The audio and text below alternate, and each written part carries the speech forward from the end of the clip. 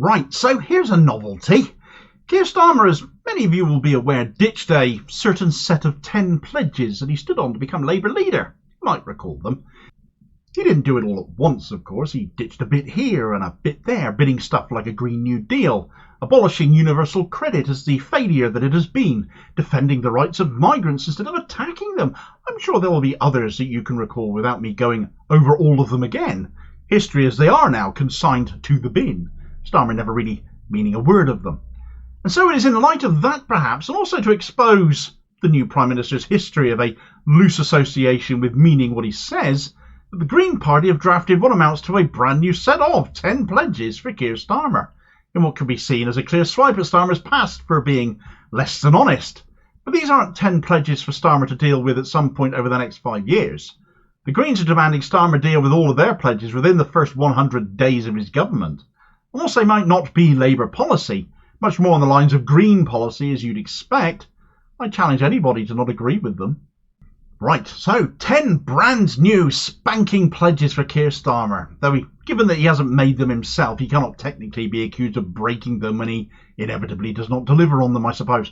But deliver on all of these he absolutely should, to some degree or another. And on some he has actually already managed to at least achieve partial success. You've got to give him his dues for that. The Green Party has laid down what it calls its 10 steps in 100 days. So I thought I'd take a look at these and see where Labour is on these issues, where it might be getting somewhere and where it blatantly isn't. The first step the Greens want delivered is to settle the pay dispute with junior doctors. Now, Labour might be getting somewhere here already. It's been a long-running dispute over pay for the junior doctors, and although positive noises have come from them themselves, no final deal has yet been reached. But is Starmer wanting to get the NHS treatment on the rise again, as he says, as claimed, then he needs to get this resolved and fast. Right-wingers, and by that I mean anyone to the right of Labour in this case, are already jeering that Labour are capitulating to the doctors once. But the Tories haven't even spoken to them since March. Anything Labour do at the moment is going to be more than they were doing. The argument by these right-wing prats is that the junior doctors are demanding full pay restoration, which would amount to a pay rise after years of pay suppression of 35%, and a cost to the Exchequer of £1.3 billion. Labour could find this if they wanted to, and wouldn't even need the Green Party's desired wealth tax to allow the government to spend, when Rishi Sunak's bankers' tax giveaway came in at £7.3 billion. Labour could always just reverse that, uprate the doctors by what they are owed, and still have cash left over. It's a choice. Second on the Green Party's list is to remove the two-child benefit cap. This I covered in a video specifically the other day, so I won't go over too much of that again here. You can always go and watch that video again. But the fact is, there looks to be enough dissent both in the Labour Party and on opposition benches to possibly force a vote on this. And depending on how many Labour MPs really want to be seen as keeping kids in poverty, it will be a test to see just how unassailable Keir Starmer's majority is. Meanwhile, he's being quizzed on this on Good Morning Britain as it happens, and asked how he can justify spending billions of pounds on weapons and a £3 billion a year aid package for Ukraine, and yet still keep kids here in poverty. And he had the brass neck and temerity to say there is no easy fix for child poverty. There is. It's called money. Give Ukraine less, or again reverse Sunak's bankers' tax giveaway and use some of that. It's quite simply a case of money to be spent on food by families in poverty can ease child poverty. It is an easy fix. Third is a demand to bring criminal charges against water companies for persistent discharge of sewage into our rivers and seas. I don't think there will be many of us who wouldn't want to see this, but when Labour committed in their manifesto to prosecute failing water firms, and when they first stepped into power, one of the biggest issues they were facing was the multi-billion pound potential critical failure of Thames Water, instead of mounting such prosecutions, Labour have instead, at this point anyway, allowed our water bills to rise by anywhere between 22% and 44% over the next 5 years, which I did another video on just today. So again, I won't go over too much of this here. Go and watch that video instead. But when this can be summed up as, instead of prosecuting water firms, they're going to be making us pay to have our sewage cleaned up and clean water provided for twice, it's an immediate example of Labour failure and doing nothing different than the Tories before them. So the Green Party are absolutely right to be demanding better on this, as we all should be. Fourth, make solar panels compulsory on all new suitable homes and reverse the de facto ban on onshore wind. Now, Labour have already done the latter, which is good. Far be it from me not to give credit where it is due, though, as always, when you're a cynic and You're looking for a catch in anything that right-wing parties do, and Labour is very much that. Who will be building this onshore wind now, and who will be owning them in our privatised energy market, which you won't renationalise? That will be the devil in the detail.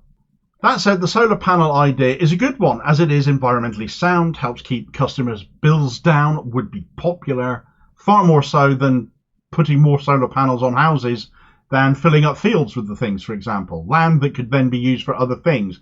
And by including solar panels on new builds, it's also a lot cheaper having them installed as standard when the house is built, rather than having to retrofit them to suit the house at a later date.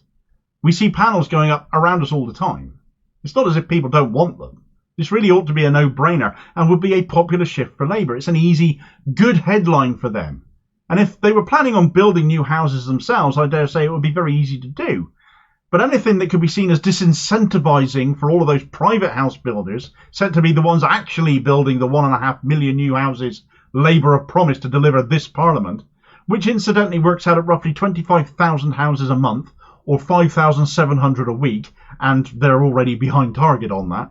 Quite the ambitious target as that is, implausible target I would argue, is unlikely to be considered, I fear. Fifth, produce a local plan for local rail links that could be reopened.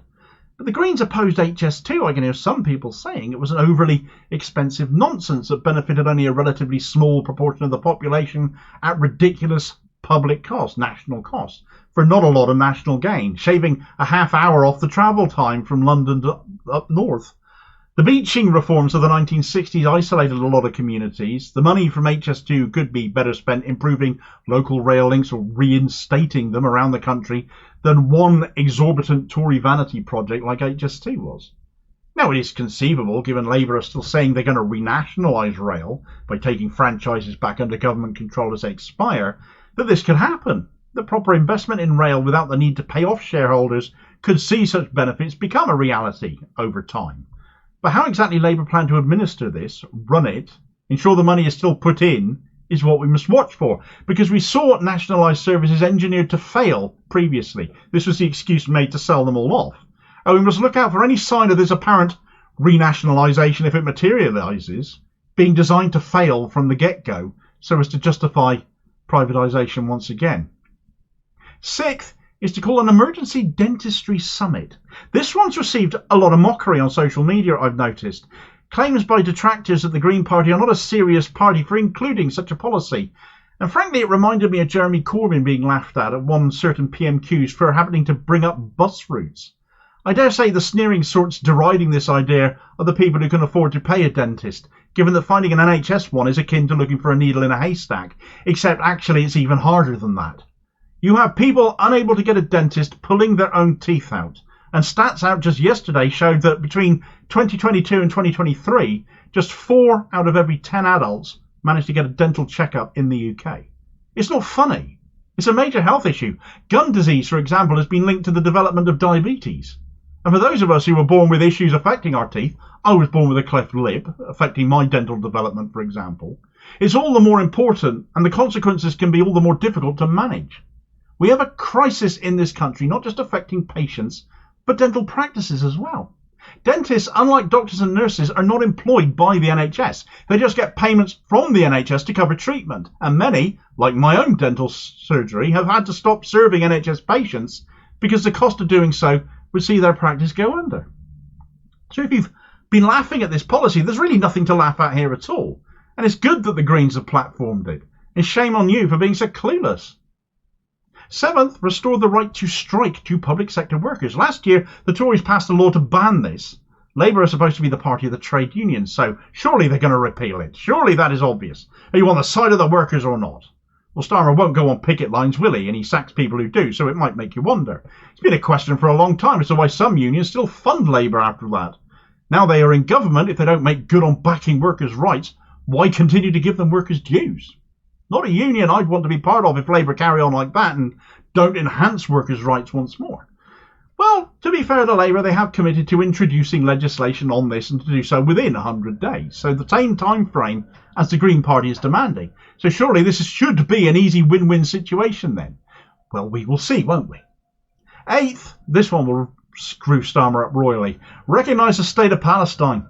We all know he won't do it, despite still saying he will, just not exactly when. There is no excuse not to. It would be a huge step on the way to a two-state peace solution by treating both sides as equals, Israel and Palestine. France looks set to do it now they have a left-wing government coming in by the look of it. Ireland, Spain and Norway have all recently done it. Why not us as well? Well, that'll be too much of the influence of the Israel lobby, with so much clout behind the scenes of Starmer's party, his donors, those who got him to where he is today. He owes the Israel lobby everything. I just can't see that recognition of Palestine ever coming while he's Prime Minister. Ninth, introduce a natural history GCSE. I wouldn't have minded studying such a thing. I'm not sure if I'd make it one of my 10 priorities, but I can see the sense of it. Making people more aware of the intertwined issues of climate change and ecology and the natural resources too many of us take for granted that we need to stop doing. That would be beneficial for sure. Nobody can say it's a bad thing, but would Labour do it? Well, who knows? Not a bad idea, though. And 10th, strengthen renters' rights, end no-fault evictions and provide local authorities with new powers to control rents. Labour are bringing in legislation to end no-fault evictions. Brilliant. Landlords are squealing like pigs about it, but I have no sympathy whatsoever with them.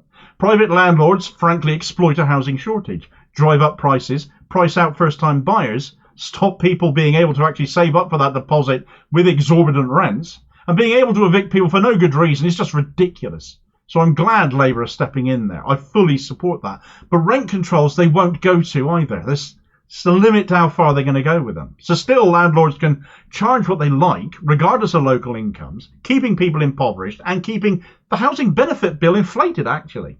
Rent controls would bring that bill down. And why should anyone have to pay an overinflated rent because they can't get on the housing ladder when actually a mortgage on the same sort of property might be significantly less for them? It's a mess. Labour aren't going far enough on this. Too many Labour MPs being landlords themselves, arguably part of that problem. Anathema to the foundation of their own party, actually, as that is. So all in all, I don't think it's a bad list of demands from the Greens, and I think packaging it, whether intentionally or not, as a kind of a mockery of the 10 pledges Starmer stood on to be Labour leader, and then subsequently broke, is rather clever.